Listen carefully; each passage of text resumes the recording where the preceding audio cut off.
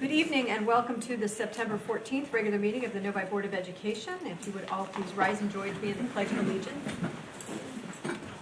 I pledge allegiance to the flag of the United States of America and to the republic for which it stands, one nation, under God, indivisible, with liberty and justice for all.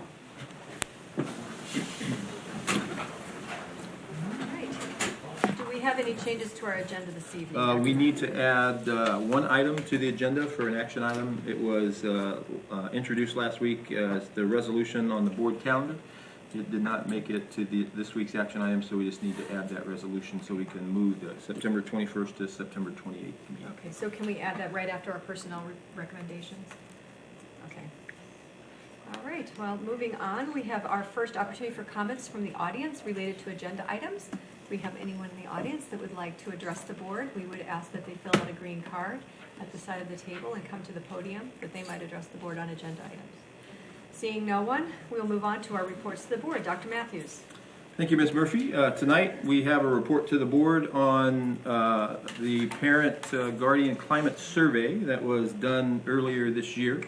All of you have that survey in your board materials, and I think we have it available on the big screen as well. So the purpose of the survey was to get a sense of what our parents and community members think of our school district and try to identify how do we better serve our students. Dr. Weber, I'd turn to you for just a moment to give us some perspective on how the survey was developed and information on the survey. Thank you, Dr. Matthews. So Dr. Jason Elmarigi worked with Oakland Schools, is a trained person in survey creation, dissemination, the whole piece. So Dr. Elmarigi, through Oakland Schools, worked with Dr. Matthews and myself to create a survey based on, and that would also be congruent with a teacher survey as well as a student survey in many aspects of it. And really the goal was simple, to get an idea of what parents felt that we were doing well as a community school district and what we could do better at. And I believe Dr. Matthews has taken a look at the highlines of this survey, and together we've addressed, I believe, 3 points of that we're proud of and 4 that we could get better at. Thank you. So we had 1,000 parents complete the survey, and this survey was done throughout Oakland County and other districts as well. And Dr. Elmarigi told us that Novi had the most parent and community members respond to the survey. And so we'd like to, the high points are, over 80% of the respondents saw teachers as friendly, responsive, and respectful. Less than 6% of the respondents had concerns in this area. The second high point or positive of the survey was 90% of the respondents believed that the school provided quality facilities for our students. And then our third high point was that well over 80% of the respondents stated that teachers care about, have high expectations for, and are respectful towards students. And less than 5% of the respondents had concerns in these areas. There were 4 points that we've identified as areas for us to continue to grow in. One was that over 16% of respondents did not believe that they were given an opportunity to have a voice in decisions made at the school. And point 2 was that over 16% of the respondents expressed concern that the school did not actively seek to build on students' individual strengths. Point 3 was over 11% of the respondents had concerns that the school was not supporting students in managing their emotions. And then between 15 and 17% of respondents expressed concern about the school addressing conflict. A significant percentage of respondents were not sure of the school's response in this area, which was also a concern to us. And so as we've looked at those 4 areas, we this year are working to improve in those 4 areas. In the area of parental voice, we're trying to improve our communication from each building to their parents, trying to ensure that we have some routine, regular communication that parents can count on coming to the parents each week.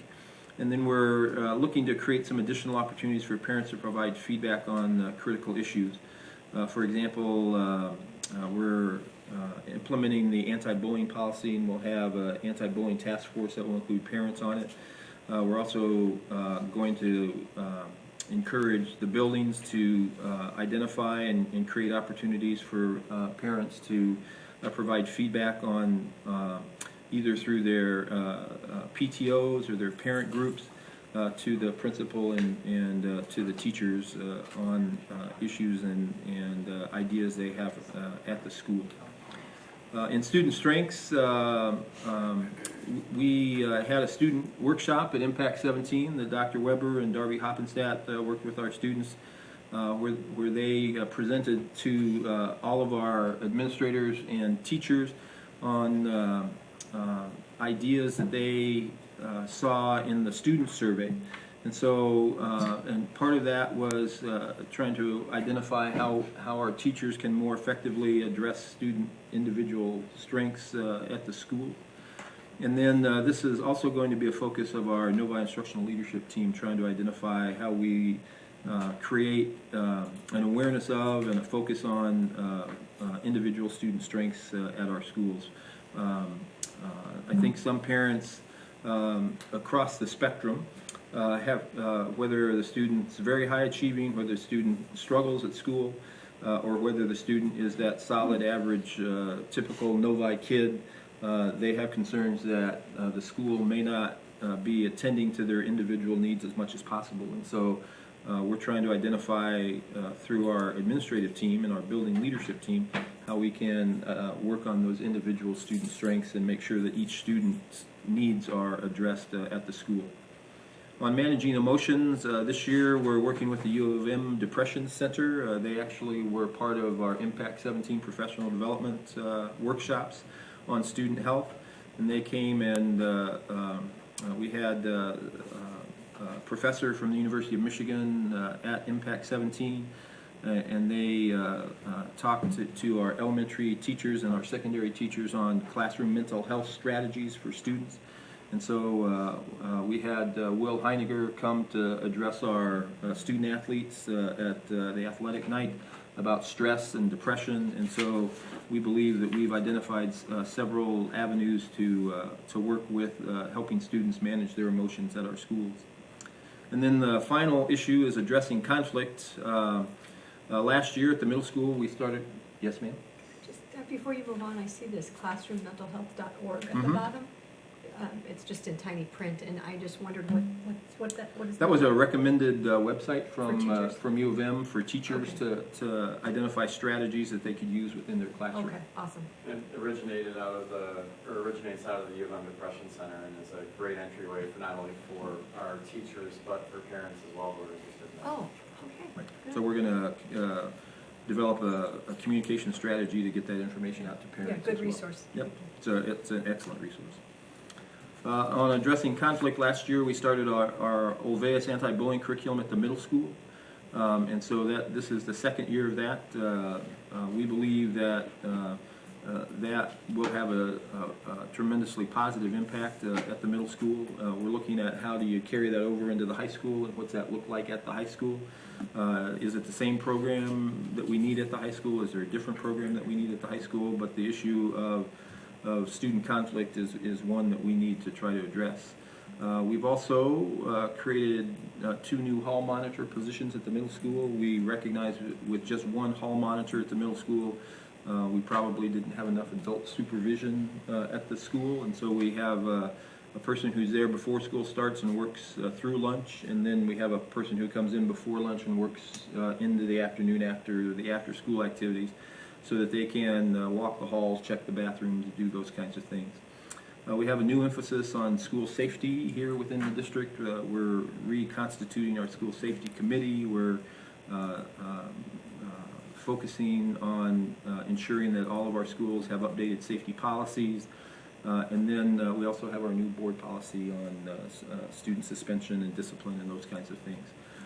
Overall, our schools are extremely safe. We had a really good meeting on Wednesday at my coffee with the superintendent, where we had over 30 parents attend. Detective Zabek was there to give some perspective on school safety for our parents as well. And so we recognize that this is a concern for parents. What we also try to emphasize is that, one, we are a very safe school, and there's also a fine line that you kind of tread with students, trying to make them aware of issues related to school safety, but not scare them as well. And so we try to walk that line.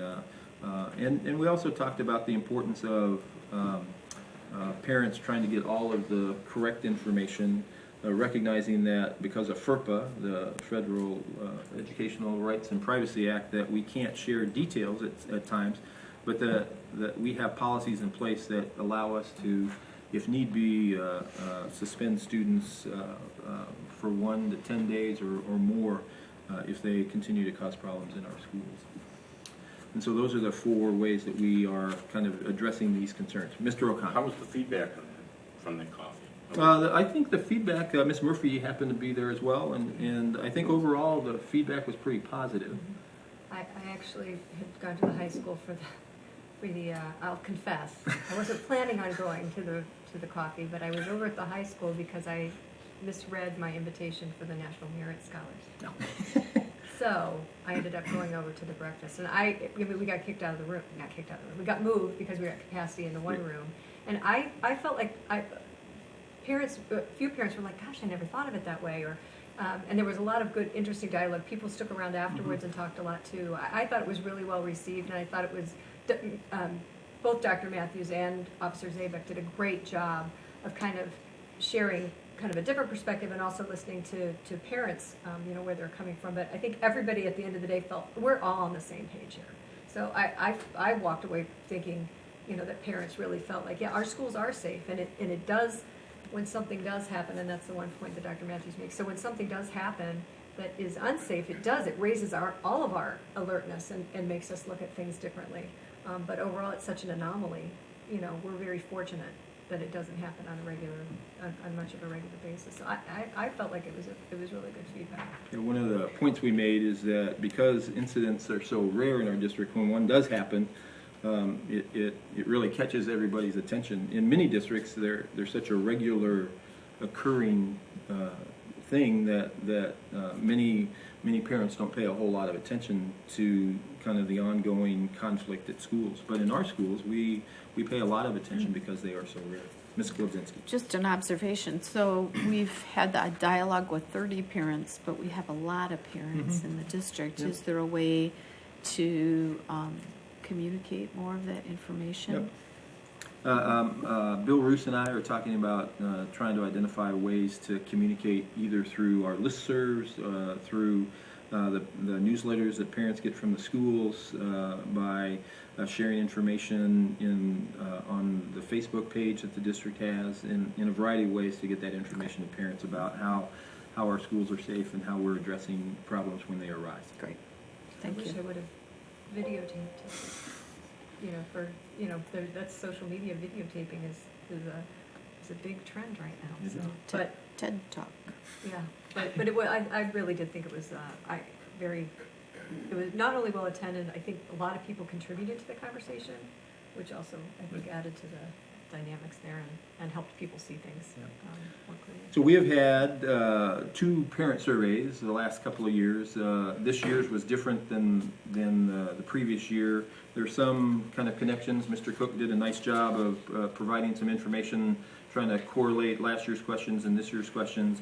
This year's questions had a more direct connection to the student survey that we did, and so we will follow up with the student survey information in October for you. But we believe this was a good first start. We're going to continue to do this survey as the years progress, and so this spring we'll do this survey again, and Dr. Weber and I will work with with each other to ensure that the survey gets us the information that we need to continue to get feedback from parents so that we can continue to improve our district. So that was our parent survey. Mr. Cook. A couple of things. You say we had 1,000 respondents. Mhm. When I add up the number, I get about 2/3 of that. And it's, to me, that's either 30% of them, you know, roughly a third of them don't know, don't think it applies. That seems kind of large to me. The other thing, we've got schools with participations on this survey down under 10%. And I'd like to see 100% of our parents participating in these surveys. It doesn't penalize them anything if they do. It's just great feedback to the district. If we, we send it out once or twice and saying, hey, we have a survey, could you please fill it out? If we send it out more frequently and push the schools to try to encourage, not demand, but encourage 100% participation, I think we could get a lot closer to that, because Novi does have one of the, I would say, strongest parent supported students in the state. I don't think we'd be anywhere near we are without the parental support we have. And I think that their feedback is very valuable, and we could use more of it rather than, just 10%, or 20% of the parents responding. One of the points of growth is the support of the students and their emotions, and we had, 11% had concerns, but others had a few concerns. So if you put that on a scale, it doesn't. When we put social workers in every school, we were hoping to address some of that. And are we going to just kind of sit back on our laurels and hope that takes a little bit more hold, or are we going to revisit that and maybe say, we don't necessarily need all those social workers in the schools, and what are we going to do about that? Because that is a big expense that we've undertaken in order to get the need our kids that we just perceived our kids needed. Yep. I've got a concern about that. So I love having the social workers in, and I've seen benefits on a few students, but we've got parents that maybe not seeing that benefit. So I can address that a little bit, and I'll let Dr. Weber address it as well. Social workers are significant concerns, not really the right word, but a significant focus for us in ensuring that not only they work with our special ed population, but also they're available to work with our general ed population. And so we worked with Darby Hoppenstadt, Shaylee Patel, Dr. Weber, the building principals, to ensure that the social work investment that we made, ensuring that there's at least one full-time social worker in each building, to meet the needs of the students in the building and to provide support for students that need that. And so that's a continuing focus of our work this year, and will be continuing as we move along, because we recognize the importance of ensuring that investment is well made. And I'll turn it over to Dr. Weber for a few comments as well. Certainly. I forwarded to Ms. Holly and Dr. Matthews the website of mental health, so perhaps in the Friday update. Yeah. I'm going to forward another one, as per Mr. Cook's comment right now, on our Second Step program that we have with our social workers. So Second Step is a curriculum on social emotional learning for our children, and it's delivered by our social workers in small group and individual settings. Having the social workers in the buildings 5 days a week and speaking with our principals, who I have a tremendous amount of faith in, it has been an unmitigated success for the kids that they see. Oftentimes the kids that our social workers service who are in deep need are kids that can take a significant amount of time. And today I was at Village Oaks, for instance, and the social worker was working with a particular student, and I helped her work with this student. Seeing that social worker in action, to think there was a time where we didn't have a social worker on, let's say, a Thursday in that particular building.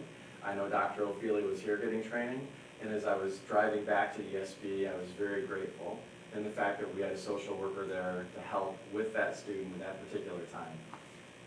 When we're looking at how we track social emotional success is very different than how we track the success of what we do in our classrooms. We have 39 national merit semifinalists, I believe, Dr. Matthews. So that's an easy number to get your head around. 39, most in the state, pretty incredible. I think there are 42 in Novi, and 39 of them are at Novi High School. So that's a number that we can see and get our head around. And I think the difficulty when we're working with social emotional health is oftentimes is what we don't see are the metrics that are most important. How many kids aren't harming themselves? How many kids aren't needing additional help? How many kids in those pieces? So to Mr. Cook's point, I would say that from a standpoint of when we looked at the survey that Dr. Matthews did last year, when we asked the social workers to talk about what the impact they were having, as well as our principals, that it has been a very welcome piece. I saw it in action today in that stance. More than happy to collect any data if you guys can provide what kind of data you're looking for. That's really important. Don't think we've ever shied away from providing data. We just need to know exactly what the look-fors are, and we can start digging into that. I'm going to forward the second step program to Dr. Matthews and Ms. Howland, and they can forward it to the board. Ms. Kolodziejski. This isn't scientific, of course, but I was in Orchard Hills speaking with Pam Quittequit last week, and she did bring up the fact that that has really been helpful for her building and the benefits that she's seeing in terms of that social worker's knowledge of resources and tools that as a principal she's not trained in that area to know. So she's just really, really appreciative of that resource being in her building, and definitely said that, it was valuable. And one of the things that we're trying to do is to, as Dr. Weber suggested, kind of contextualize how much service the social workers are providing. What are the themes of the issues that they're seeing in the building? How many students are they meeting with? Because we're very appreciative of what the board has done in providing funding for these social workers, but we need to make sure that it's a wise investment and continues to make an impact in the building. So we appreciate you bringing that up, Mr. Cook. Mr. Cook? To kind of piggyback on what Dr. Weber said, is the social emotional aspect of the kids in our schools is part of student growth. And what we really need to do is find a way to create a metric around that and include it in our student growth model. So we're not only looking at academic scores, we're also looking at the whole, we then look at the whole child, which is something that we've been touting, that we develop the whole child. And I'd really be interested if we can find a way to create a metric around that to put into a model that, is part of our, put into our student growth model. It's, I don't want to make it sound like I don't like the social workers in there. I just know it's an expense, and we've got to make sure our expenses are spent where they're needed, and where we're getting the best benefit from. Another thing I noticed on this survey is, safety was kind of the one that I highlighted, and that's the perception of the parents. But in there also, it also says my students feel safe at school. Mm-hmm. So it's kind of, I don't know if you can work on the survey and tweak it a little bit to try to separate those out, because if the parents don't perceive that we're handling conflict correctly, but my students are feeling safe at school, it's kind of contradictory a little bit. And because we have very few instances, that may be what's going into that. Appreciate the survey. I just, when you sent it out, I was so confused on how it was presented to us. That I pretty much had to go through this in order to really understand what was going on. So appreciate you digging into it. And as I said, this will be kind of an ongoing, evolving survey that we give the parents. And your point is well taken on needing to try to identify ways to get as many parents to participate as possible. Last year we left it open for a month. We sent out reminders via school newsletters. We sent out reminders via listserv. We sent out reminders via Twitter and Facebook, and clearly we need to find additional strategies to get parents to participate in the survey. And it may be that we need to have paper copies at school so that parents can access them that way. But we will find a way to increase the participation. But I would highlight that Dr. Almarigi says that our district was by far the district that had the most parents participate in the survey. One last question. Mr. Cook? Where would you see us next year on these let's say, areas of concern? Where would you like to see us score on that? We've got 16%.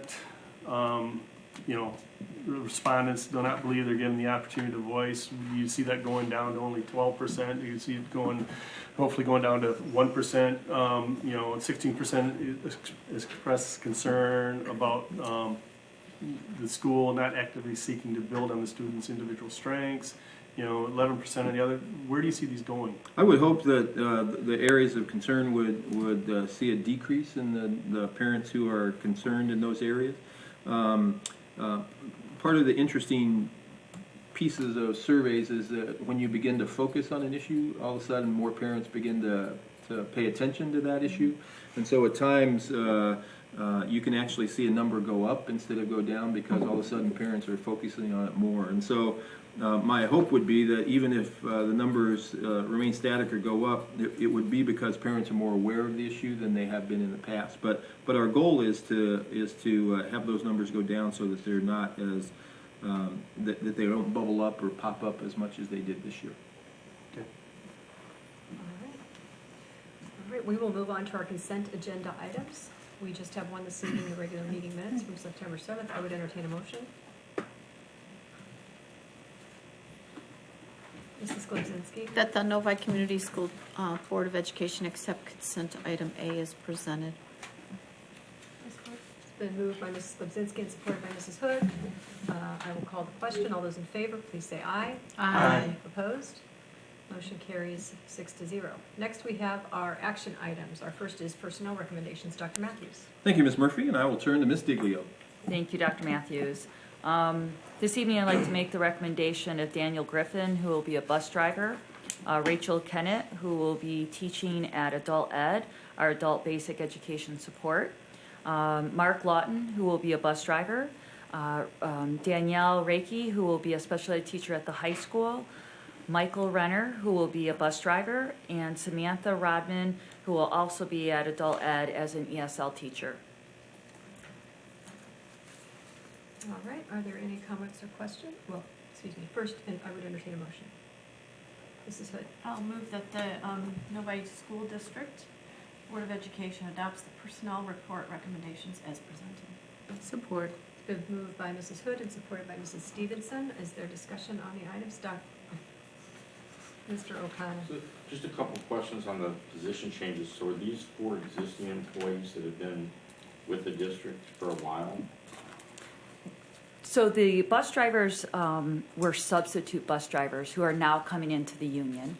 Okay. And yes, the So they've other... been working as subs in our district, okay. Yep, and then the adult ed was also in our district. So whenever there's a position change, we bring them to you to see, and especially with those bus drivers moving from a substitute position into a union.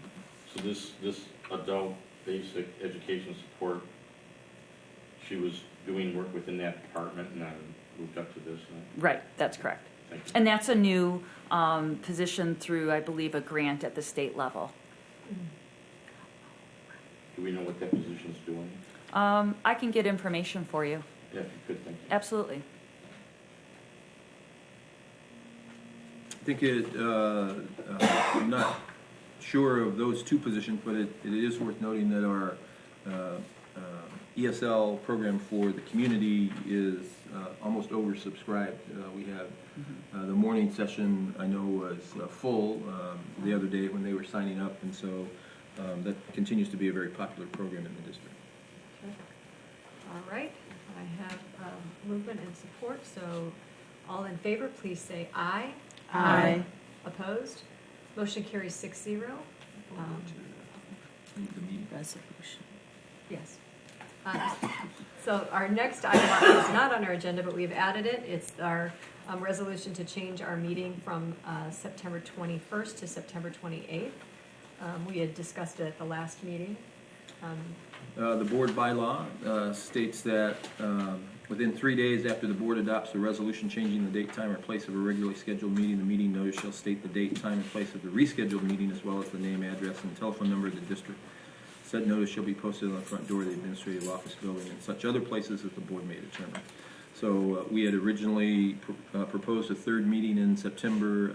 It was scheduled for the 21st, but I will not be in town. I'll be at the superintendent's conference. So if the board approves, we would move it to September 28th.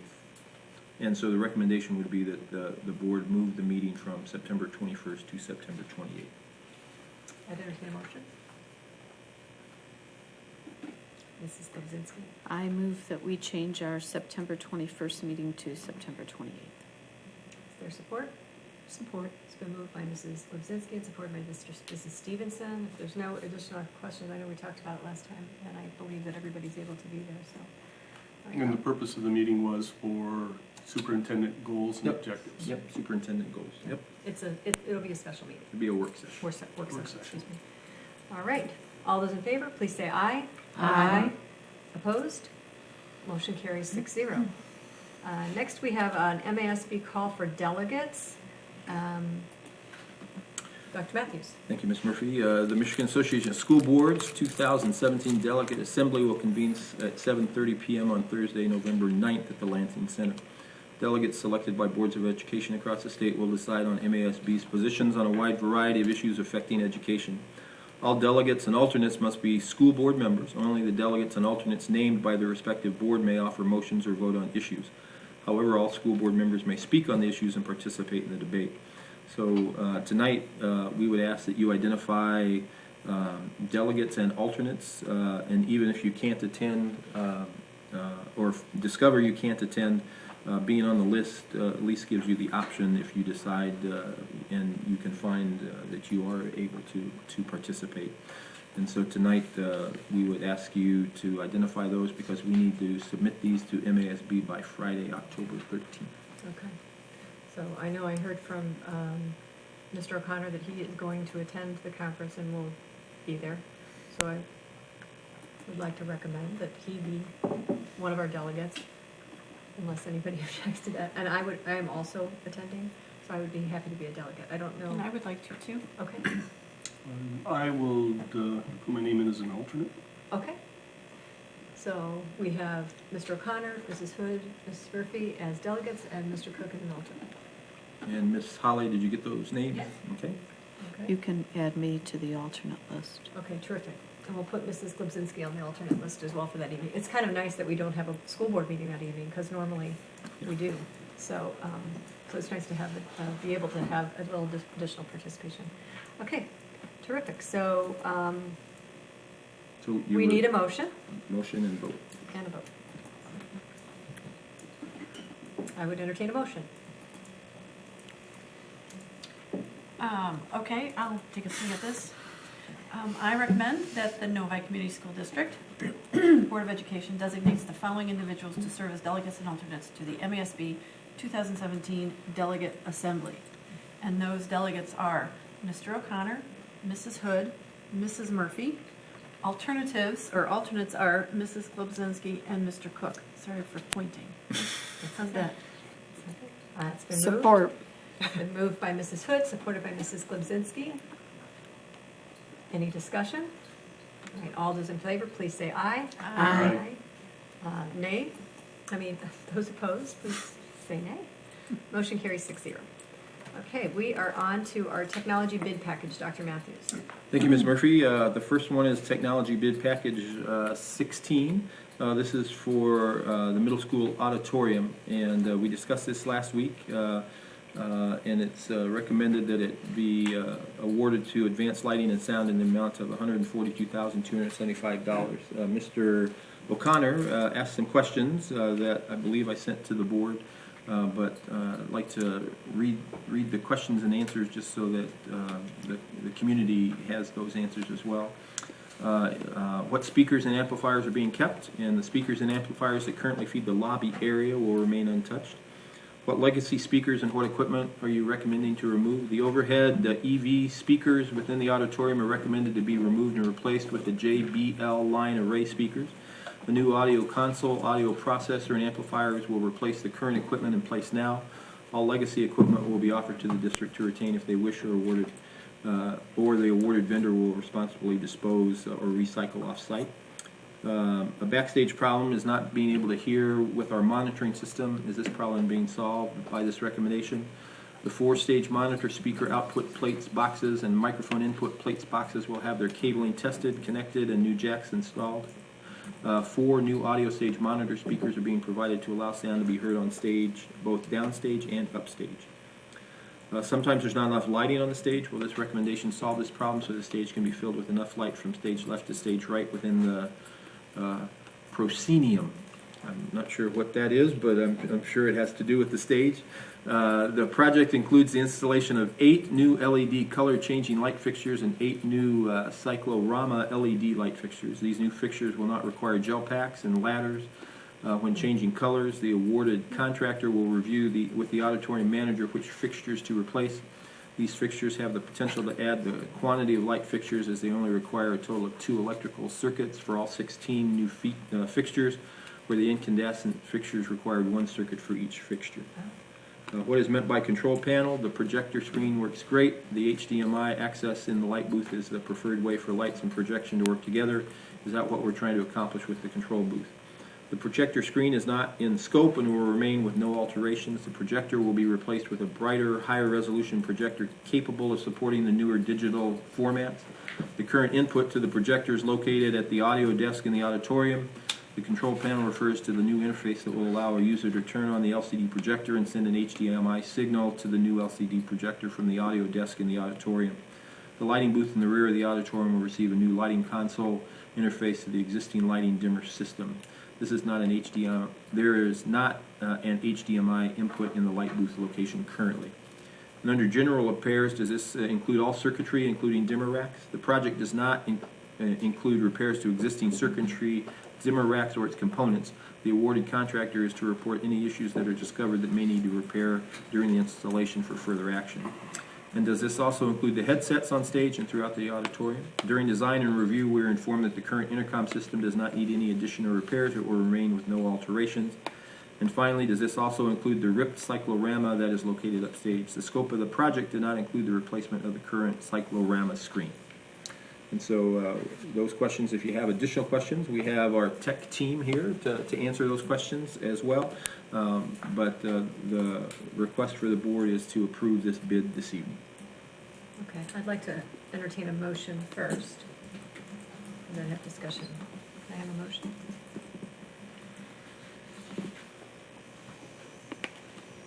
I move that in the best interest of the Novi School Board District, that the bid for the middle school auditorium project be awarded to Advanced Lighting and Sound in the amount of $142,275 contingent upon successful contract negotiations. Further, that the Assistant Superintendent of Business and Operations be authorized to expend the funds from the 2014 bond. Support that. All right, it's been moved by Mrs. Stevenson and supported by Mr. O'Connor. Are there additional comments or questions about this, Mr. O'Connor? Yeah, thank you so much for answering those questions and giving those to me. I appreciate it. Just a couple of follow-up questions with it. I'm super pleased that we're doing this upgrade as part of the bond. It was badly needed with the middle school. I'm just concerned a little bit about some of the scope. For example, question 6, and if this is a lot of cost, but the whole idea of having an HDMI input into the light booth, I think would be also good, as well as to having the projector. And I understand that that's out of scope, but I know that that's been a concern in terms of just having that connectivity with the projector, but also with the light system. So if that's something we could at least look into, and if it's a lot of money, then that's fine. But I think that's something that the space needs. Yes, Could you introduce yourself first? Oh, I'm sorry, yes. My name is Scott Smith. I'm with Integrated Design Solutions. We're the technology consultant for the district. And with me also I have Dean Harris. He's a senior designer, kind of our AV specialist, and he was the one that went through and did the design for this project. Yeah, we can certainly look into that, Mr. O'Connor. As far as with the bid, and they had responded as the drawings were, but that was something that, you No, know, within the bid we could specification. take a look at it and see what it is. And I know the outside of school, yeah, the We bid's wouldn't fine. expect, we wouldn't expect the additional cost to be very high, because it would really be just kind of, lengthening the wire and getting a route to the lighting. Yeah.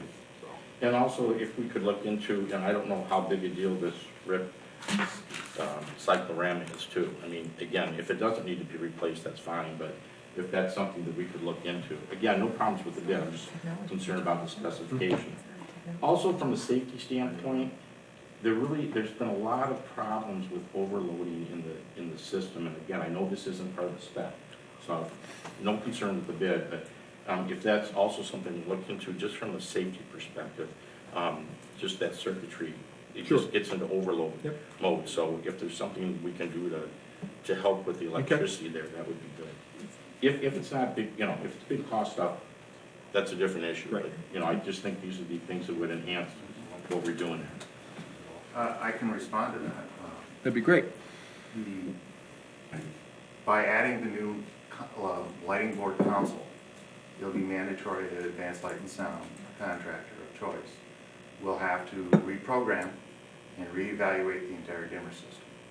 At that time, if they do discover that there's some overloading taking place With the circuitry, with anything, and if they see any damage, they're very good about letting us know so that we can let you folks know if there's any repairs that need to be made. At the time, we weren't aware of any overloads on the dimmer system, but not to say that possibly someone has plugged too many lights into one socket or something like that. And it might just need to be balanced. So And it's a student-operated, situation, so right, that could happen at times. That's just want to make sure yeah. that we have it covered. Cool. Okay. All right. That'd be great. Okay. So you took note of that, Scott? Yeah, absolutely. Okay, perfect. Yes, we'll bring that up as we have our kickoff meeting. Great.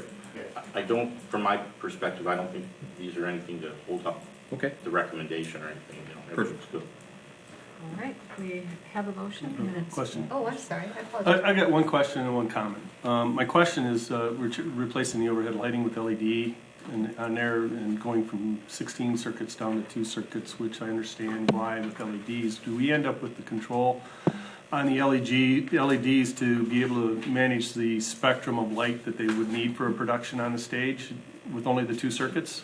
Yes. Okay. Simple answer is yes. The simple answer is yes. The technical answer is that new LED light fixtures are addressable. So we don't need the old dimmers to bring up an incandescent bulb and take it down. We address it with a digital data signal, and so they can control each and every one of those lights to different colors. Hence reducing the load on the circuits, so. Way less. They all plug into one another. Okay. We can run up to about 12 LED lights on a 20 amp circuit. So it's, and then they don't have to get up there if they want blue. They want to turn the stage blue, it's a control. Yep. You don't have to get up there and put gel. So it's a much safer environment for the students. My comment is, last week there was a question asked if all the stakeholders had been involved in the specification of the bid. You mentioned that Lucas Luan, our auditorium manager, was involved. I'm just kind of disappointed that Lori Burkhart wasn't listed in that, or the the theatrical parents organization that they're putting money into the theater groups and to bring up some of our survey scores on being involved in what the school does, to have them involved in, kind of setting the direction on where we want to go on these things would have been. Parents have employees. Yep. Yeah. Good point. Okay. I will tell you this, I'm the one that designed the high school system. And I designed this one with the fact that these students would be going to the high school. So they're smaller level system, but same like and kind operation. So when they learn how to run that system at middle school, when they go to the high school, it's going to be a very small learning curve. That was mentioned last week, and we really appreciate the alignment of the two.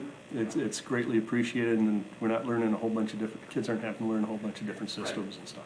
We really appreciate that. You have another. And we hear you for the involvement, and we'll do more due diligence on future bids that we do here for the district. Terrific. Appreciate it. All right. Well, I do need to take a vote, so all those in favor of accepting the bid package number 16, please say aye. Aye. Opposed? Motion carries 6-0. Next, we have our technology bid package 17. Dr. Matthews. Thank you, Ms. Murphy, and this is technology bid package number 17 for firewalls for the district. And it was explained last week, we created some cost savings because there were multiple districts throughout the county that were involved in this, and so we would ask that you approve this expenditure from the capital project funds as was presented last week. All right, I would entertain a motion. Mr. Cook? I move that in the best interest of the Novi Community School District, approve this expenditure, further that the Assistant Superintendent of Business and Operations be authorized to expend the funds from the 2014 Capital Projects Fund. Support. It's been moved by Mr. Cook and supported by Mrs. Hood. Any discussion on this? Dr. Matt? Mr. O'Connor? So I was not here last week although I did listen to the discussion on tape. As I listened to it on tape twice, I had no clue about this. So I'm assuming, Wanda, that you understand this firewall stuff and everything's gonna work. I mean, I don't mean to make it at a second grade level, but I have no clue how these firewalls work, so it's all, I mean, in my opinion, we can spend a little more money to make sure that our firewalls work. We are spending the appropriate amount of money for what is needed here. Okay, Yes. all right. I did try to watch it twice and still didn't get it, so I'm trusting you. Okay. We trust Wanda as well. Firewalls keep the bad guys out, right? There you go. Yes, they do. Keep The the virtual bad bad guys. The virtual bad And there's guys. lots of them out there. Yeah. All right, Mr. Cook? This is for multiple districts, and the cost, I assume, is being shared across all these districts? It was a bid for 10 districts in Oakland County, so that we would appreciate the value of multiple districts bidding and receive a lower cost. Okay, And that's why they bid for 10 districts. okay, thank you.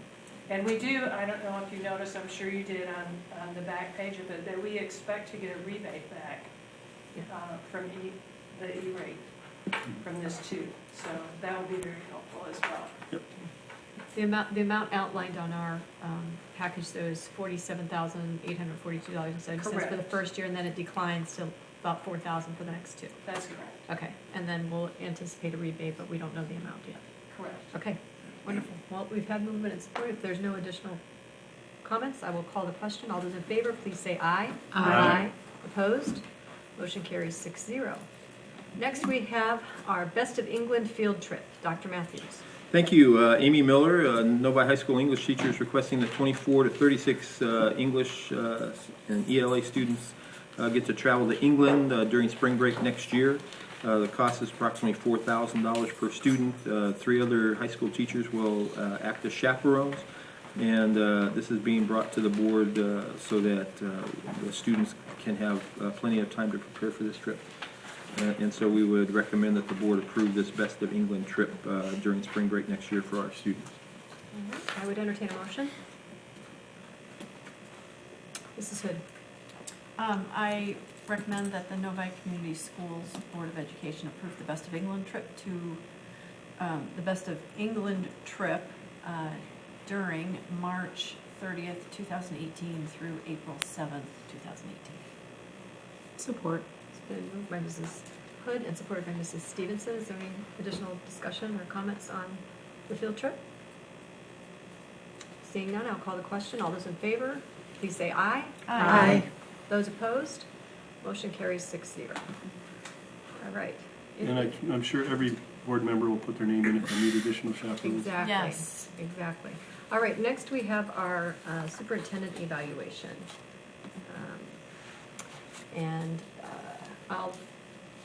Seems a little awkward to have you comment on your Okay. evaluation, I don't know.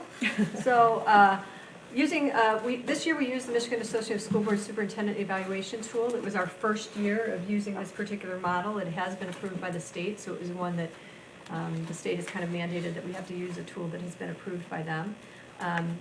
So Dr. Matthews, this is my copy of the evaluation, provided us a lot of artifacts with detail on each performance indicator. Every performance indicator is one of the professional standards for educational leaders, so it's all based on research. We did work with Dr. Matthews in a closed session and had some dialogue. There are many areas that we were able to come to consensus on, but there were 4 areas that we were not. So we are going to vote on those as a board this evening.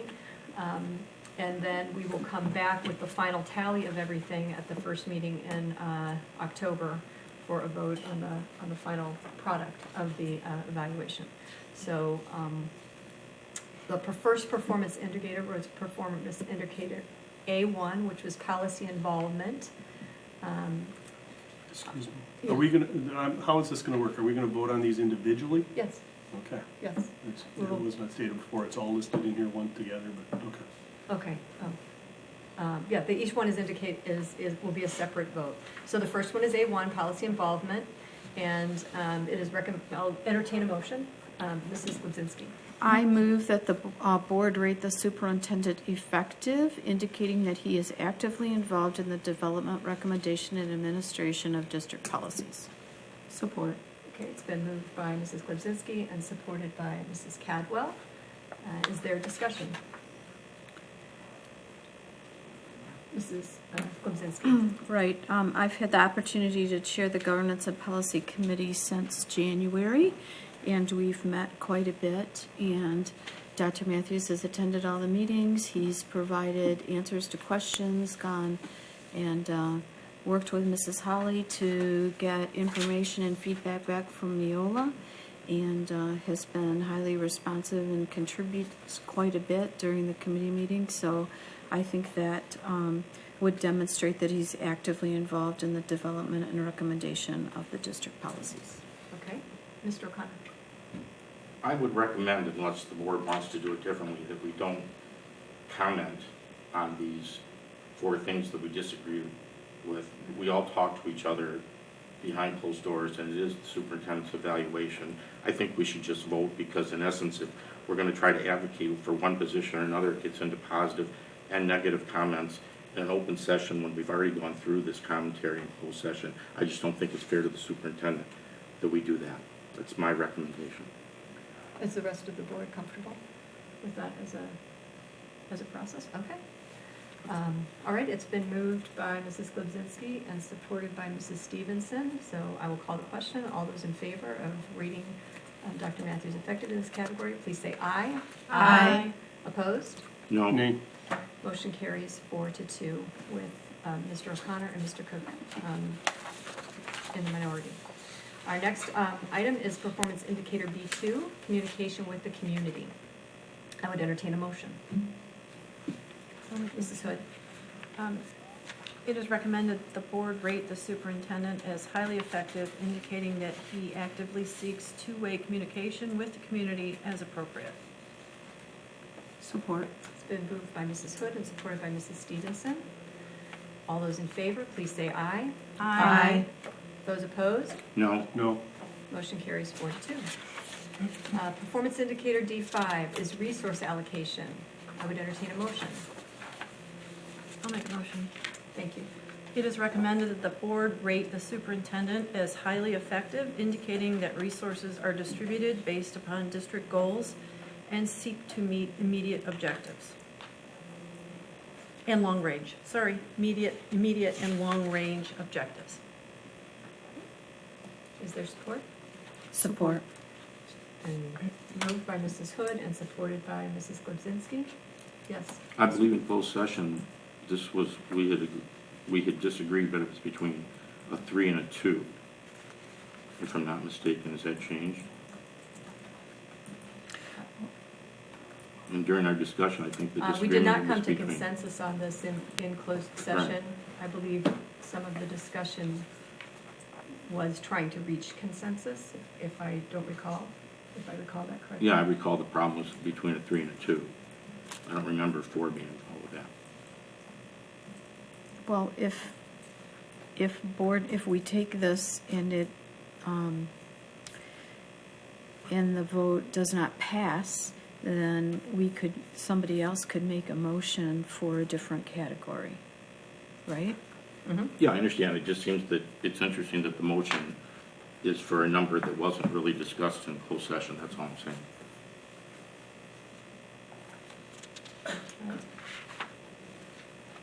We have a motion. It's been supported. I would call the question. All those in favor of ranking Dr. Matthews highly effective in this category, please say aye. Aye. Opposed? No. No. Motion carries 4-2. All right, performance indicator G is our student growth, and I would entertain a motion on this as well. Mrs. Kubzinski. I move that the board rate the superintendent as effective, indicating that 75 to 89% of students met growth targets. Support. It's been moved by Mrs. Kubzinski and supported by Mrs. Stevenson. All those in favor of ranking Dr. Matthews effective in this category, please say aye. Aye. Those opposed? No. Motion carries 4-2. All right.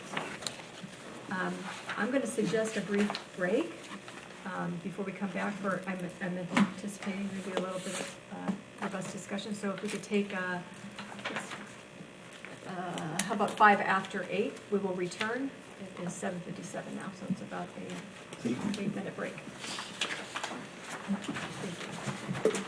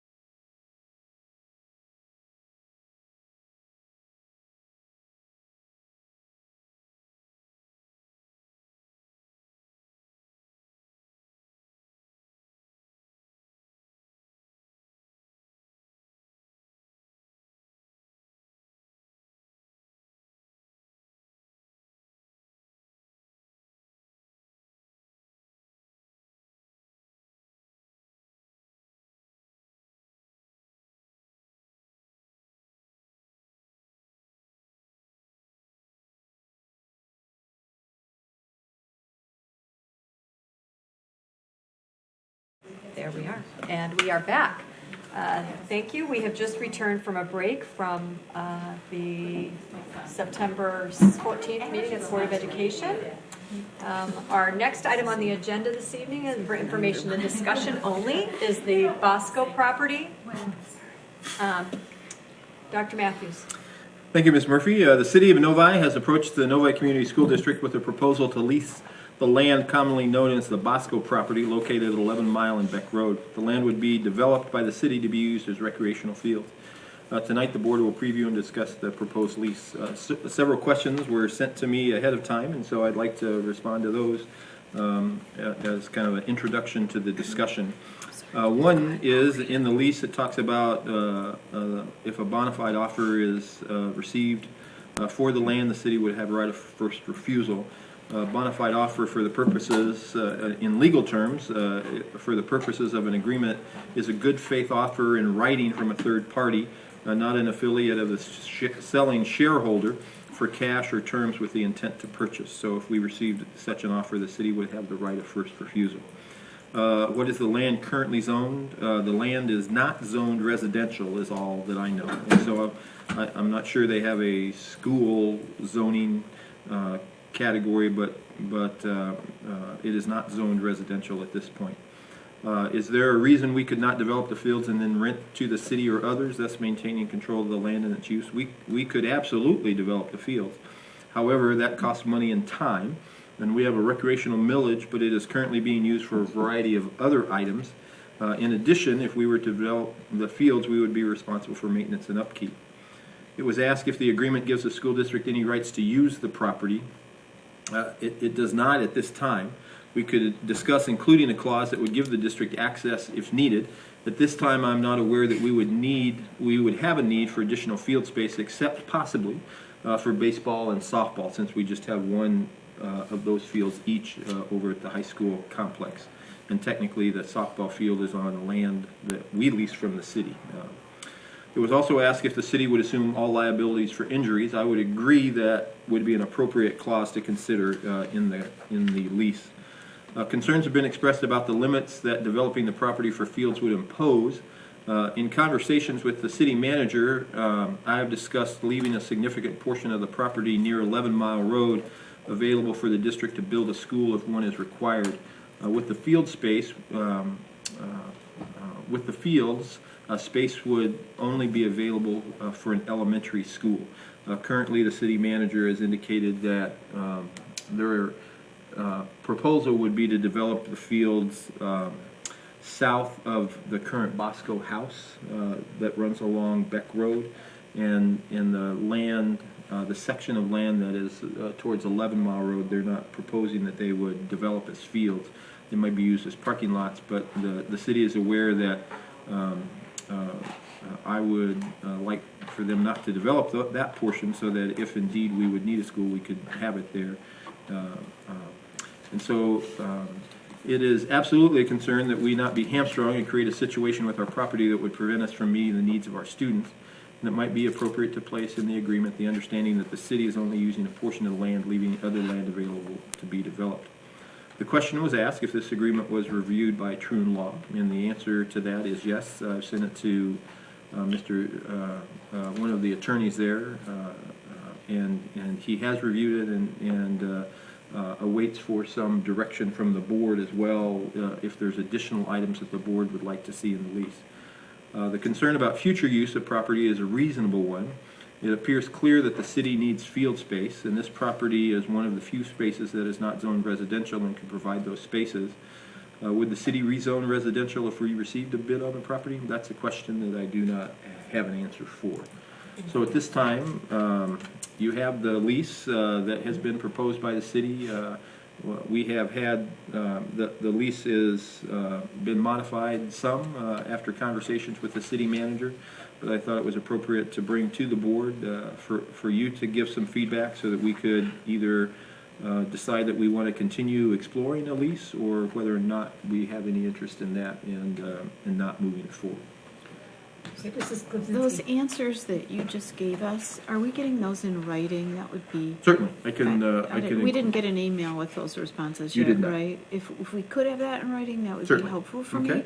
One of the things you made a comment about, somebody asked about the district right to use the facility, and you said baseball and softball. But the one thing I think they're going to develop is Cricket, yep. And, I mean, we may find ourselves in a situation where we want to have a cricket team, and then that would be something that, so I think it is important that we would potentially be able to use Have those. access. Okay. Mr. Cook? To clarify something, the land is currently zoned as residential acreage, Oh, is which it? a lot of our schools are on land that's zoned that, with the exception of the high school, which is, what does it say, it's single-family residential. So it is currently zoned residential, meaning you get an acreage, meaning they're, without any changes, it would have to be larger lots, so. You know, I like the idea of reserving some of the front of it if we need to build a new school, just in case, but the planning stages, from the planning stages to breaking ground usually takes enough time, I would think, that the 2-year, time frame we have in this agreement should suffice. I wouldn't want to go any longer, though. There was a question is if 2 years was too long. This is the fall of 2017, and so the question becomes, if we were to reach agreement with the city, how quickly could they get fields in there and start to use those fields? My guess would be it would not be till at least 2018 sometime, if not later. And so that's why the city was proposing 2020, and then with the 2-year window for reclaiming the land. And again, at this point, we are currently not using the land, and so the question is whether or not we want to work with the city to provide our community with some access to fields, because the fields are a need in the community. And I don't have an answer to that. It seems like it would be a reasonable proposal, but our responsibility as a school board and school district is to protect the interest of the district, and so there's a little tension there, trying to figure out exactly what that means and how does that responsibility relate to this property at 11 Mile and Beck. My other question has to do with, we just constructed a storage building on that land, and we also have another one. Does this agreement include those buildings for the city use, or would we maintain, because I didn't see anything about in here of us maintaining the use of those buildings? That's a great question. My understanding, as Mr. Auger and I looked at the property, is that would not be included in the field use, because I mentioned the new storage facility to him, and so, but that's a good point to probably include that in the lease. Mr. O'Connor? Yeah, before we get into the details, just to kind of take a step back, this is something that was discussed about 4 or 5 years ago at the board level, and at the time, you were against this. So I'm kind of interested, just philosophically, why all of a sudden the change in heart, and why are we looking at this now? 4 or 5 years ago, it was shortly after the city had proposed their bond for the swap of land between the city and the school district. I was relatively new to the district. We were trying to decide what's in our best interest. Now, 5 years later, the property continues to sit fallow. It seems like there's a possibility of putting the land to community use, and so perhaps we could work out an agreement where we would still have rights to the land, especially if we needed it for schools or facilities for our district. And so the city approached us, and I thought it was at least a reasonable thing to discuss with the board at this time. Okay, Mrs. Klubzinski. One thing that would be helpful for me is to know what space we have available if we have growth in our student population. We've added kindergarten rooms and rooms to the elementary schools, but we want, really, one of our goals has been to continue to keep our class sizes small, right? So I wouldn't like us to see a situation where our hand is forced to increase class size because we're out of space. Right. When we have property, that the taxpayers have approved for us to have for future use to benefit their students. So if there's a way Yep, I can work with to Ms. Minnick, give that and we information, can it'd be helpful. identify how many classrooms we have available or empty at this time.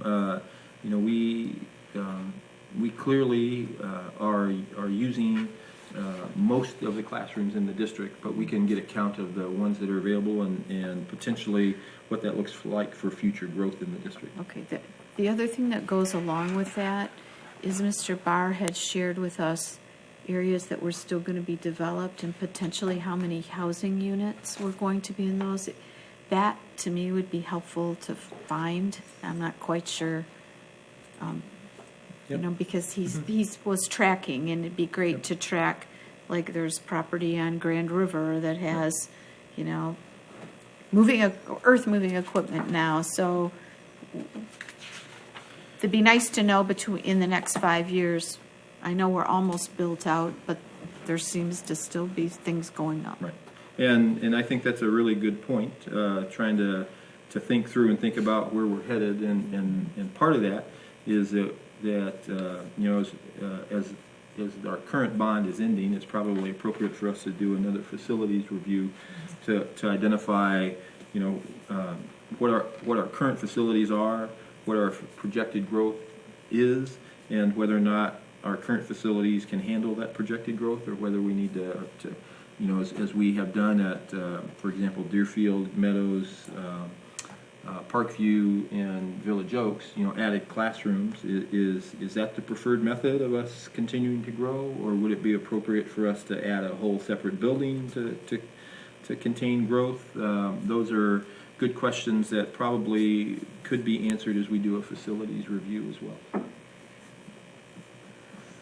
Other comments, questions? Mr. O'Connor? Just now getting into the nitty-gritty a little bit. On the first page, the number one, the term of the agreement, 25 years.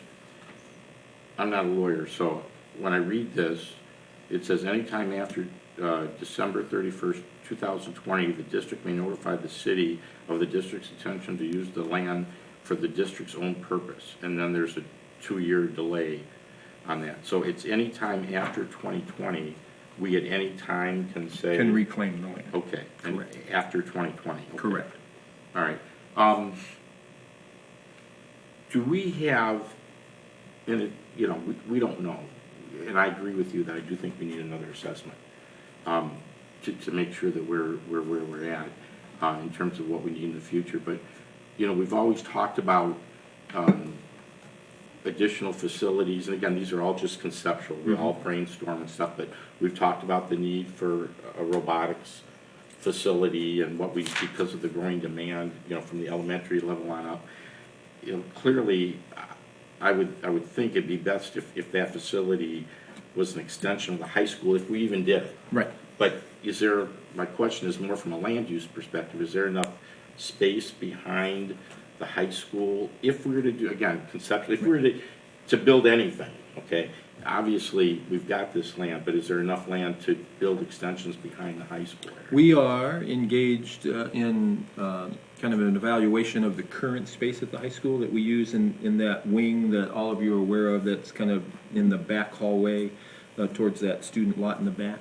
And so part of what we're doing is kind of reviewing all of that space and looking at it, if it can be reconfigured, and there's some storage space back there as well, plus some land back there.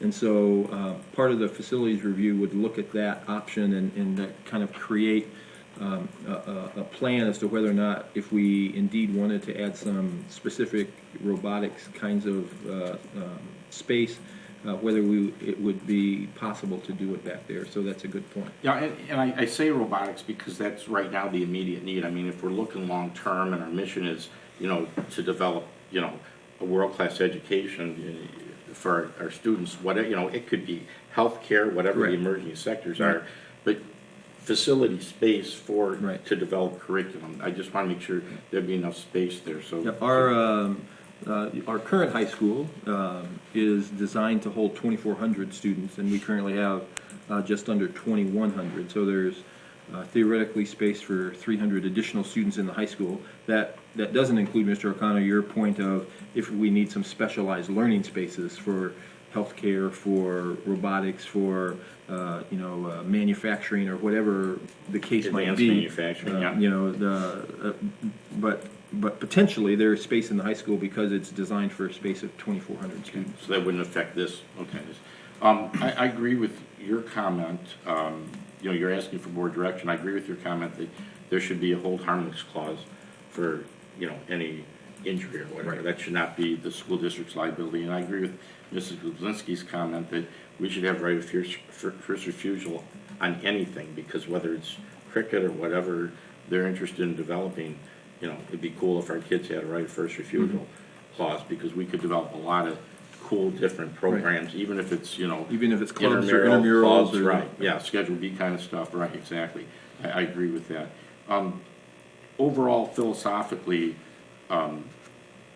again, we need to dot the i's, cross the t's, et cetera, but overall, I'm like 300% in favor of this. I was 4.5, 5 years ago. As you know, I think this is great that the lines of communication are opened up. It seems to protect the district from what I can see, except for a couple of those points. I think this is a great idea. I mean, it's really stupid that this land has sat there for this long. And while I agree we need to look at our enrollment projections, I know there's not a lot of land left to develop in Novi. And I know through the last bond, Mr. Barr was very concerned and made sure that we had those 4 or 5 extra classrooms in all three of those buildings on the west side where there's growth. So we've planned for that, So I think this is great. I'm like 300% behind this, as long as we have, those specific clauses that we talked about. And this comes to the board not as an action item, so it's not introduced tonight so that it could be action at our next meeting. It's introduced tonight to get some feedback from the board, so I can work with the attorneys to add some clauses that would protect the district. But I wanted to bring it to the board because, the city approached us. It seems like a reasonable suggestion to at least examine whether or not we could have a partnership with the city on this issue. And if we can, I think it would be mutually beneficial for the city and our residents to have some additional space, as long as we protect the interest of the district. Mr. Cook?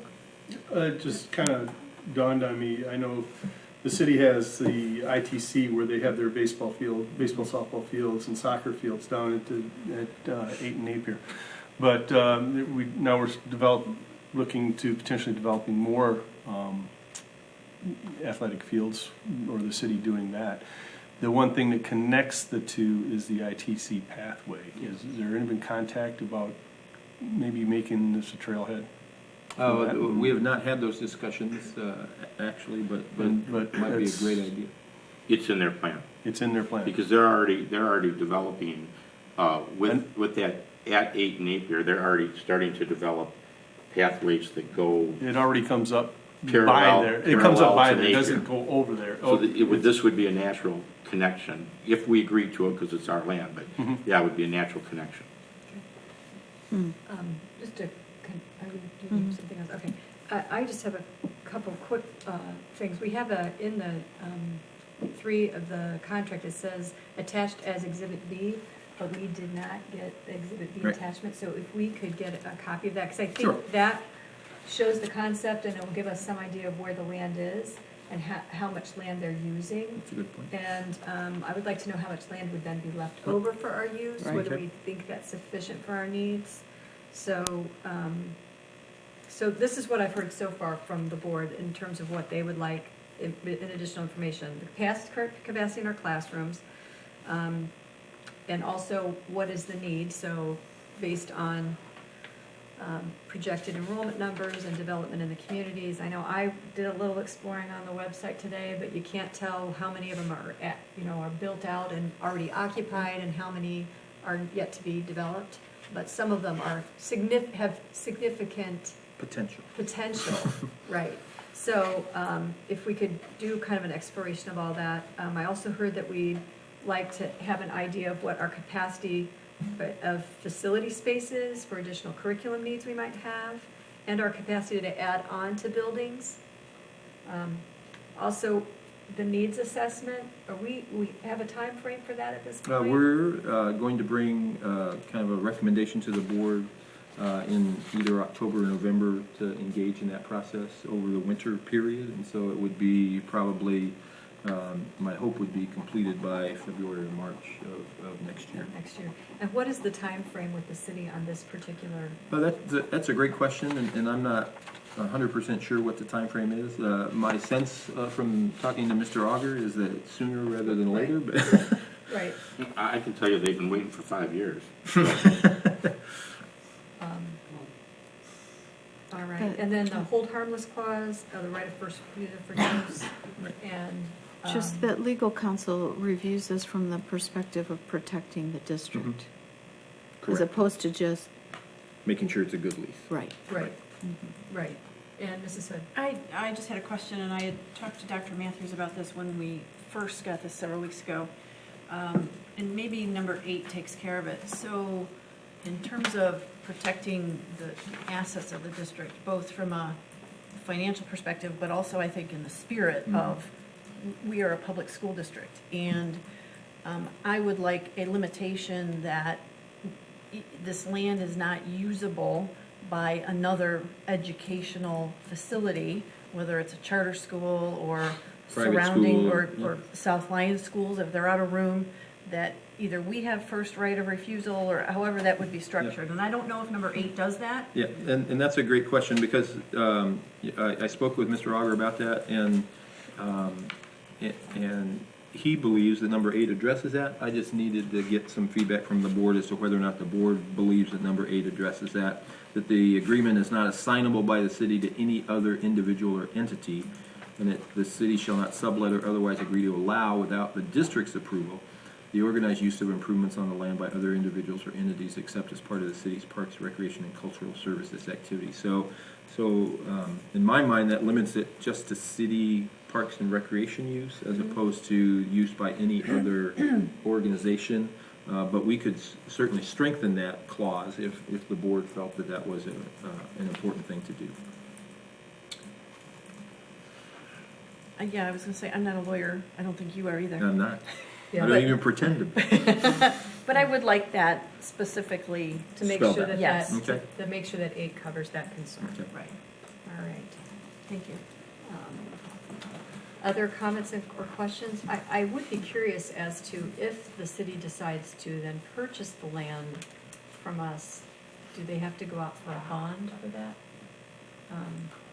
In order to purchase the land? I don't know the answer to that, but Mr. O'Connor? They've been in the process of saving money over the last 5 years to if we were to be in agreement to develop this property. So they would not, to develop this short term, they would not need money. Whether they wanted to purchase and go out for a bond, there's quite a few different priorities that they're discussing now and through their goals, because, for example, they're looking at a community-wide $30 to $40 million bond to increase Beck Road. Oh, But that also includes Northville, Plymouth. okay. So there's a lot of other issues there. So I don't think they're there yet, but they could be in the future if we were to agree to this step 1. They do have enough money to develop the land for short-term Right. use, because they've been saving dollars Okay, for it. okay, I appreciate the additional. And information. my understanding, in talking to Mr. Auger, is that what they have conceptually in mind at this point is just fields, no permanent structures on the land, no permanent bathrooms or no permanent shelters. It's just a field, probably irrigated somehow, but it in a kind of a gravel parking lot as opposed to asphalt and those kinds of things is what he has told me at this point. Okay, Mr. Cook? I guess to piggyback on what Mrs. Goldinsky said and also what Mrs. Hood said, if they develop it and we were to come up with, like, say, a cricket team or cricket club, I wouldn't have a problem with Northville having a club like that and wanting to use the property, as long as we had the right to choose the times that our club or something like that would do it. As long as we had the priority? Yeah, setting the priority versus completely restricting But the use of it. it does say without the district's approval, so we could approve, that is something. Yeah, I understand that. Yeah. I just don't want it put in there that, you know, they can't do it, and, because, you know, what if, you know, I used Northville before, I'll use them again. If they develop a cricket club before we do, then, you know. But I think that we would need to kind of think that through carefully to make sure that we wouldn't get in a position that if we said yes to group A, then that automatically means that you'd have to say yes to group B, or you get in a position where they could claim that, you know, we weren't being fair or equitable, Mhm. those kinds of things. So that's where the attorneys come in handy. And Yep. Mr. O'Connor? Part of that clause development, we've already got a framework for that in our policies in terms of facility use, the way community education and parks and recreation work with each other now in terms of who has rights of first refusal, et cetera, because we're sharing facilities with them as part of our rec Yep. use. So the framework for that clause, I mean, needs to be tightened up, but we already have that within our policy in terms of Good. us, then somebody else, then Northville, the Boy Scouts, not the Girl Scouts, that, you know, all that kind of stuff, so. All those provisions are in there. Can I ask one more thing? If we could have a time frame from, like, say we needed to build a school or some other facility, like what the time frame is from kind of start to finish of that? How long it takes? Yeah, Sure. like when could we, with this current contract, get a shovel in the ground, basically? Okay. And Oh, and in addition, that Exhibit B, yes, because if if yes, it if that's shows sufficient. that we would have access immediately to a portion of the land, you know, so I will work on that. Yes. And that we'll, would- and we'll talk to Plant Moran Cressa about, you know, what potentially, how quickly do things move once you make a decision that you want to go forward. Okay. For, as you remember, our Early Childhood Education Center, we made the decision and we had shovels in the ground about 9 or 10 months later. Right. And so it can happen very quickly. Then it takes, you know, at least a year, if not longer, to build a facility, but those are certainly important So considerations. just things to keep in mind. Yep. Mr. But it also takes 18 months to 2 years to reach out to our Save community the and money, engage or them. That's get the correct. Make sure money that they approved. want to That's right. pay for it. That's correct. All right. All right, good questions, good discussion. So we'll bring this back. I'll talk with Pete Auger some more, let him know some of the concerns that were expressed. And again, you know, the responsibility of this board is to protect the interest of the school district. But I do think it's important at least to have the conversation about, can we be good neighbors with the city in regards to property that sits fallow at this point, and perhaps figure out a win-win for the city and the school district. Okay, So would it come back for information Yeah, again? it'll come back for Not information, not for action. okay. So we'll see this again for information. Our next information discussion item is the Middle Cities, Dr. Matthews. Thank you. The Middle Cities is a relatively simple thing. Now that we have a new assistant superintendent for business and operations, the agreement that we have with Middle Cities needs to include her name, not Mr. Barr's name. And so we bring to you, that's the gist of this resolution, is that we're replacing Mr. Barr's name with Jill Minix, and also adding Dina Burrell. Is that correct, Ms. Minix? Yes, it is. All right. Mr. O'Connor. Is there a time concern on this one?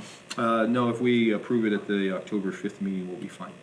I'm just thinking if there was, Yeah. that's one we could Oh, yeah. say yes to now I don't think there's a time. if it's an emergency. It only depends on if the pool wants to take any action on anything. We want to have a person in place for our district to represent Novi Community Schools District. Do we know if anything's coming up before October 5th? I'm not aware of anything. Yeah, it's up to you guys. I mean, this is a simple one. Well, why tie anybody's hands? Let's make the name change. Okay, would you like to make a motion to move it to an action item? Sure. Okay. I wasn't prepared to, but I shall.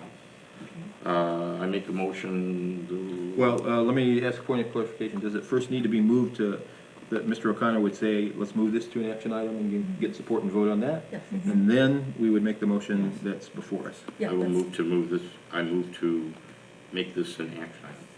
Support. It's been moved by Mr. O'Connor and supported by Mrs. Stevenson. Is there any additional discussion on the item? I will say that Mr. Mena is not here to sign it, so we will have to get him in to sign it once it is approved. We can probably do that Friday. Right, so it's been moved and supported. All those in favor of moving it to an action item, please say aye. Aye. Motion carries 6-0, and now I would like a motion.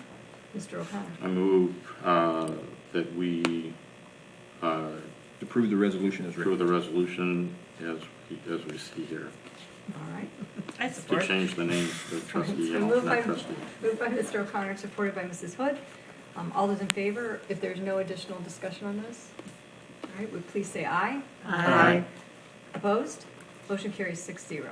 All right. Mr. Mena will be available to sign Friday. He never Yes, he misses will. a football game, Never so missed. he'll be here. All right, our next item is a board report on the winter tax levy. Dr. Matthews. Thank you, and I will turn to Ms. Minnick, who will introduce the winter tax levy. Thank you, Dr. Matthews. You have before you the certification of the 2017 winter tax levy. At the June 1st, 2017 board meeting, the board approved the tax levy for the entire 17-18 school year. 50% of the tax levy was levied this past summer. Therefore, as a course of business, we recommend that the board authorize the remaining 50% of the levy to take place this winter. This action is primarily a formality and is consistent with prior year's levies. All right. Is there any discussion on the item? This is an item that will come back to us On at October 5th. October 5th meeting. It's pretty standard formality that we need to take care of so that we can collect taxes. And we do split it up, summer and winter, so that we're not hitting everyone all at once with our taxes. All right. So we'll bring this back October 5th, and if you do have any additional questions, reach out to Ms. Minnick or to myself. Technically, Ms. Minnick would be a better person to reach out to Okay. than I would. All right, wonderful. All right, next is our next opportunity for comments from the audience. We have lost our audience this evening, however. There's lots of sports events going on. I imagine many of them are busy with those. We will move on to our superintendent's report. Thank you, Ms. Murphy. This week, we were able to announce that we have 39 National Merit semifinalists at Novi High School. That is the most in school history. It's also this year the most in the state. Novi High School has 7% of all the National Merit semifinalists in the state of Michigan. I would like to extend my thanks to the Novi Educational Foundation for the back-to-school pancake breakfast that they held last Saturday. It was a wonderful event. I caught 4 out of 5 pancakes, I might add. The Novi Educational Foundation continues to be a positive partner for the school district. At our Welcome Back to School meeting for staff in August, the foundation gave each new teacher a gift of cash to acknowledge those teachers' expense at setting up their classrooms. Their teacher grant program and student scholarship programs also continue to provide support for our teachers and students. So thanks to the Novi Educational Foundation for their work to support the district. Taste Fest is tomorrow night, September 15th. It starts at 5 p.m. at the Stadium Field at Novi High School, and I would encourage everyone to come and support this program of the Novi Athletic Boosters. The Novi High School Marching Band has their annual fanfare on Saturday, October 7th. It begins at approximately 4:20 p.m. and culminates with the Novi High School Marching Band performance at approximately 8:45 or 9 p.m. It will be on the Stadium Field at Novi High School, and I would encourage you to please come and support our Novi High School Marching Band. Students from Germany are visiting Novi High School. A group of 14 young German students are here. Most of them are 9th or 10th graders from the Korbinian Enger Gymnasium, which is their high school in Erding, Germany. They arrived in Novi on September 7th and will be in town until September 22nd. We are nearing the end of the second week of school, and I believe that students and staff have settled into a good routine at this point. And that's my report for this evening. Perfect, thank you. Next, we have our administrative reports. Ms. Minnick. I'm sorry, excuse me. That's okay. Do you have anything? Not this evening. Okay, thank you. Hi, everyone. I do want to just bring to light the work that Kathy Ferris, our district nurse, does. The first couple weeks is pretty critical and fast-paced for her, but We are so fortunate to have a district nurse, and I thank the board for making sure that we have that opportunity. And the work that she does with all 10 buildings is amazing. And the training she provides to every teacher in this district regarding diastats and EpiPens and needles that are used for other reasons. She's been amazing. The last couple years, it's been a pure joy working with her. And, we continue to learn and grow as a district together, and with her on board, I'm just very confident that our student needs are being met. It's also been a lot of joy working with Jill and Dr. O'Feely, identifying the many strengths and talents that they bring to the district, and working with them closely to just onboard them and get them used to our system has been really enjoyable.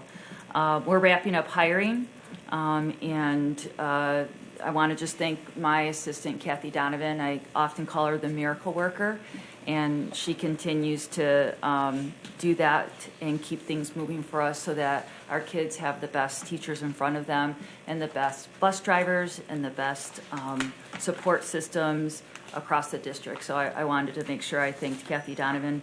And we did launch our new eye observation focused classroom evaluation system. We did not change systems. We just went to a model that is more focused. And I just want to praise our teachers and our non-classroom instructional staff and our administrators for being patient and being open to working on systems that I think in the long run will be very beneficial to all of us. And they've been phenomenal to work with. So I wanted to just put that out there, that I appreciate their willingness to continue to evolve and grow as a district. Mr. O'Connor? Is it possible to get like a template or like a demo, get some kind of demonstration on how that new system works? Absolutely, we can do that. It's really no different than our other, and I know I presented to the board before on eye observation and how it works. This is a condensed model, and there's a real critical crosswalk. There were 4 domains before. There continues to be 4 domains, and our 5th domain is student growth per our state requirement. As I said earlier, the motivation and the need to come together as a committee last year was because the law is changing. Right now, 75% of overall evaluation is based on instructional practices and 25% is on student growth. At the beginning of 2018 and 19, the law is mandating that it is 60% instructional behavior and 40% growth. And that 40% has some, half of that 40% has to be state outcomes, how kids perform on the state tests. So we had a meeting this week. The difference of the model is, instead of, for example, there being 66 elements, it has now been reduced down to like 27 elements. It's just much more manageable. The language is the same. It's the common language that we've been using. It's just a much more manageable system. The reason for it is Marzano, who is behind eye observation and his over 30 years of research, has been listening to practitioners. It originally was a model that was for growth, and because states are mandating it as their evaluation system, he's worked with practitioners across the country so that it will accommodate both growth and evaluation. Eye observation is one of the models that the state requires. There's only 4 to pick from. Eye observation is one of them, 4D, Danielson, and 6 years ago we went with the eye observation because of the research and the language and the model that is in place that really is a measurement for good teaching and learning in the classrooms. And we've seen tremendous growth across our district with that common language.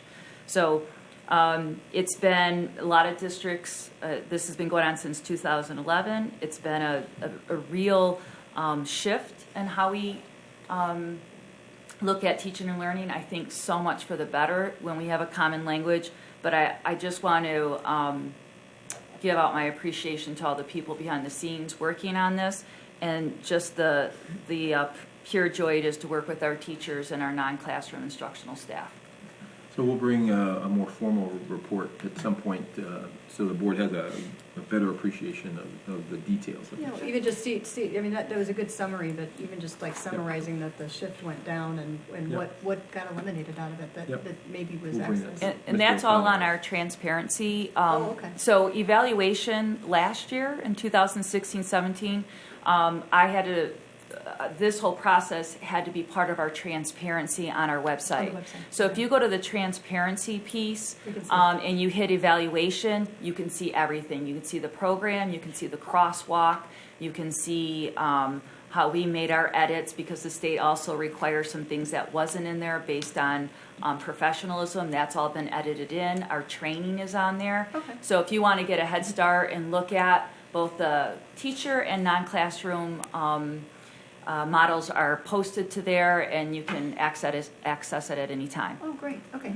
good to know, thank you. Mr. O'Connor, I think you have one. Yeah, I think as we get exposed more to this, I think it's really critical that we also have the same common language in terms of a student growth model for the superintendent as well.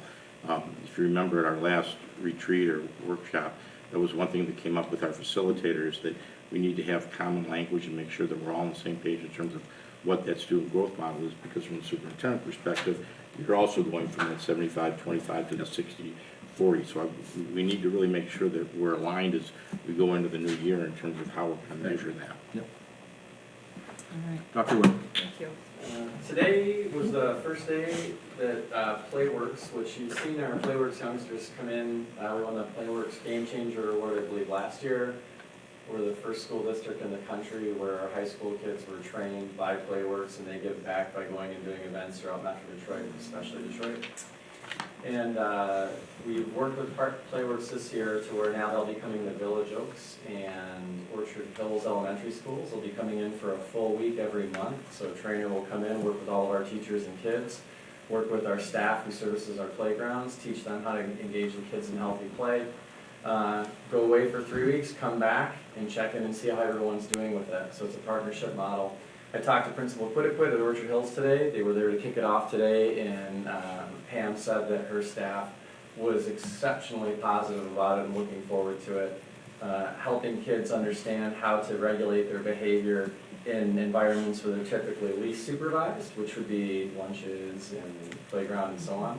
And also this idea of social emotional that the parent survey talked about, this attends to that in very, very measurable ways as well. Playworks just received a huge grant from the Ralph Wilson Foundation. He's doing great, or his foundation is doing great work in Buffalo and Detroit. And we're terribly excited to see if it works really well this year at VO and OH. Expect to see more of that through our other elementary schools. So if you run into Ms. Quiddiquid or anybody at OH, I think, Ann, you said that's your school this semester. Please ask about Playworks and see how that's going. Right. Thank you. Next, we have our committee reports. Mrs. Lipsinski.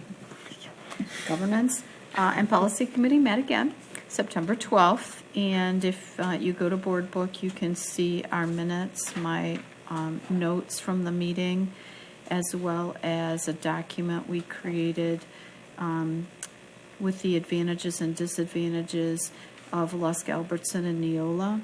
And I have reached out to Lusk Albertson to clarify a few of the items that we had listed, whether or not we were accurate in our estimation of them. And I should get feedback from that.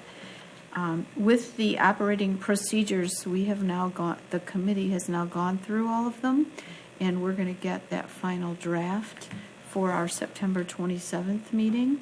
We're going to look through it one more time, and we'll be bringing it to the board. This is, then the board will have an opportunity to review it, and then the long-term goal, or the short-term goal, is for us all to come to an agreement that this is the practice of the board. So we've been working hard, and we thank you all for your feedback with that. And the next meeting is September 27th. It's a Wednesday instead of a Tuesday, and it's from 6 to 8. So those documents are available for everybody on the board. Okay. And we have a Finance Committee schedule? Scheduled for October 12th. I haven't heard back from either of the two committee members, so I assume it's No, still okay. I accepted it. Okay. So, Okay, that's okay. okay, all right. So October 12th to review the audit. The audit, who I saw they were busy working this evening on that. All right, next we have board communication. Board communication, Mrs. Blazinski. Sorry. I do want to echo when I spoke with Pam Quiddicoat, we did talk about Playworks, and the one area she pointed out also is tips when you have to do indoor recess. You know, in addition to navigating the playground and things, but in that area too. She was pretty excited. Was kind of surprised at the level of involvement, but it sounds like they've done their part to get ready for it, which is awesome. Yeah, it's awesome. And in the Friday packet, I appreciated your comment about concerns about the Common Core and the dashboard versus grading the schools, and you suggested we contact Representative Crawford and Senator Kowal. And I just want to encourage all of you, it is really easy to Google Representative Crawford, and you get this simple form where you can put in your comments. I was able to do that for both of those individuals and received feedback back from Representative Crawford's office. So I appreciate when you give us tips like that, boils it down to things that I can give feedback on. Good. So thank you. Other board communication, Mr. Cook? A little bit off the cuff, I'm going to call out to the parents in the community. For some of the STEM that's going on, Junior First Lego League, First Tech Challenge have all kicked off their seasons. So if any parent would like to help mentor children, I do believe the Frog Force will help get you set up with one of the teams that's out there. I do believe the contact at Frog Force is Janelle Moore. I will double check that. But they're all three age groups, the First Tech Challenge being the middle school, First Lego League being 4th through 6th, and then K3 is Junior Lego League. They're all going strong, and we do have a lot of kids in this community that are doing that kind of goes unseen. So it's very rewarding working with the kids that age and seeing how innovative they can get in some of their solutions. But this year they're all dealing with the Junior League, Lego League, and First Lego League are dealing with the human water cycle and how we handle water. So if any parent wants to volunteer to be a mentor, please contact the Frog Force and they will set you up with a team. Is there a link to that on our website, to the Frog Force? Like I said, this is off the cuff because Okay. I held my team meeting, one of my team meetings tonight, and we had some I know fun, they have so- their own, I just don't know that there's a, Yeah, we'll see. Other board communication? Mr. O'Connor? Now, I'd like to expand for a second on a comment that Mr. Cook made earlier in this meeting about a social development measurement.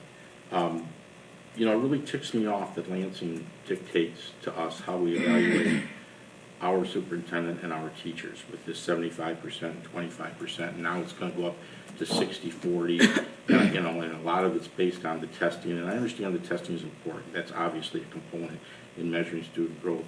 But wouldn't it be cool if we became a cutting-edge district and really came up with a couple of measurement systems that not only included academic growth, but looked at the social development, because they're not looking at that up in Lansing. And I think it would be good for you. I think it would be good for our teachers. I think it would be good for our principals. And why not incorporate that into a measurement system as part of not just your evaluation, but our teachers' evaluation as well? Because this 60-40 is coming down quicker than we think. And you know, I personally am not in favor of 40. I'm not in favor of Lansing dictating. We as a board, as a local board, should be dictating what those percentages are. But that 40 is a tough nut for everybody. So to tackle what Mr. Cook said, social development is as important if we're talking about developing the whole child. So I know that's hard to do in a 2-week period since we're going to have our workshop, but it's something we should really shoot for to look at how we can gather data and really measure that, because it's as important, you know, as the academics that That's a great idea, Mr. that we Chairman. evaluate. To add on to that, if we were able to get it into a student growth model, they don't tell us what our student growth model needs to be. We can get it in there. It does kind of cut down on some of the academic scores that we end up putting in there, because we're adding another growth component. So, you know, it may bring it back down to, you know, 30, 60, 10 or something like that, or so. Good point. Mrs. Hood. Yeah, thank you. I had a couple things. I caught one of my 3 pancakes the other day, last Saturday morning, I know. But Jason Smith kept pulling me back Oh, yeah. farther away, and I couldn't get my plate there.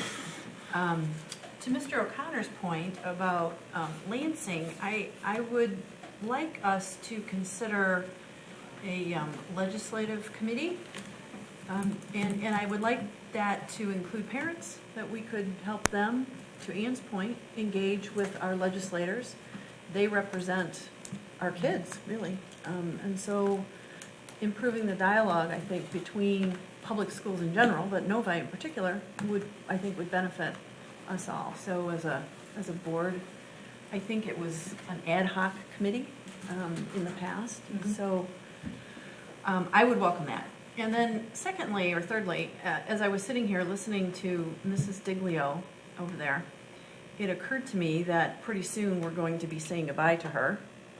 And I remember when I was a new high school parent, about 8 years ago, she was a fairly new principal, and I used to go to her, I don't remember what you used to call them, morning coffees or Parent meetings. yeah, and I would leave work and go meet my son's new principal. And I remember leaving those meetings thinking, she knows her stuff, and being very impressed that Mrs. Diglio was leading our high school. And then as I've been listening to her over the last couple of years, I mean, as a parent in the audience here, but now, she knows her stuff. And it's so nice to be able to, I mean, all of our assistant superintendents are really on top of their game, and it's just, you know, I wanted to say this tonight because I'm thinking about it. I know you will hear more of it in the next month or so, but anyway, so thank you. Thank you. Other board communication. I'll just, real quickly, I caught all 5 of my pancakes. Show up. Five? You ate 5? I was very hungry. I did see I had RJ 2. drop one right I in front did of me. drop one, but my son ate 10 sausages. It was a great event. It was. And really, the turnout from the community was awesome. Yeah. I think they did a great job of advertising. I know that I hope it becomes an annual event, because I really do think it brought people together, and, you know, they're all ages, and I think we should also advertise it at the senior center, or the NEF should advertise it at the senior center, because they might be interested in coming and seeing some of the students that morning. School buses. Exactly. So it was a great event. I know that a lot of you were there. They had a lot of people from the city came too, which I thought was a really nice nice morning for them, and for the NEF to get the word out. And I saw a lot of volleyball players avoiding their own food to come to the pancake breakfast, which I thought was, they had a big volleyball tournament that day, but they were pretty interested in catching the pancakes too. And then the coffee with the superintendent was, like I said, it was very well attended for the first one of the year, and I think clearly the attendance showed that it is on parents' radar, but I think they left there with a new appreciation for what we do, but also just a sense that we really are all working together to make sure that the kids stay safe, and I was very thankful for Officer Zabek's time that morning, and his attention to the parents' questions and their concerns, and his knowledge was real. I was very impressed that we have that type of person in our district that really seems to care about the kids, and I visits all the buildings. And the one thing they did tell me that I will share is that we do have neighborhood patrols that frequently stop by the buildings. I don't know how many times I've driven by a building and maybe seen a police officer there and thought, what's going on? But he said they'll just drop in to say hello and see how things are going, and if there's anything they need to be aware of, but they're not necessarily there because they've gotten called to the school. And I thought that was really good information for me to have, and also for parents to to have as well. So to Mrs. Klavitsky's point, getting that information out on in a wider circle, I think would be really helpful. I also attended the Government Relations Committee of the Michigan Association of School Boards, and I'm going to put together some notes because they have their own legislative priorities. And we talked about a lot of bills that are coming down the pike, a few that will impact us. So I will put some notes together on that and get that out to everyone.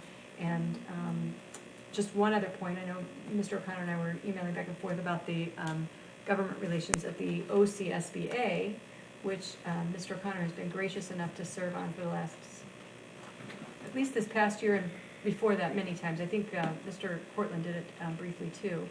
I don't know if there's other board members that are interested in serving on that committee. They meet once a month on Wednesdays. So if you are interested in throwing your name in the hat for that, please get a hold of me and let me know. And I think that's it. So if there is nothing further. You mentioned the MASB legislative priorities. Please note that they're not aligned with the OCSBA legislative priorities. I know that because the MASB talks about half of their legislative priorities being training, which is what they make money on. So it's a sore point with the OCSBA.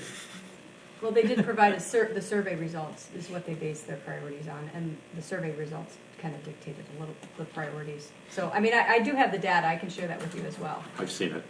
So, it is one of the priorities, but it is not. There's several other things that they're pushing towards. So, just letting you know what the OCSBA thinks. I understand that. Okay. Would you like to make a motion to adjourn, anyone? Just real quick follow-up, I had mentioned the first going, frogforce503.com, under their inbox section does have a form you can fill out, so you can do it there if the parents are interested, so. Perfect. Frogforce503.com. Yep. All right. So I would entertain a motion to adjourn. So moved.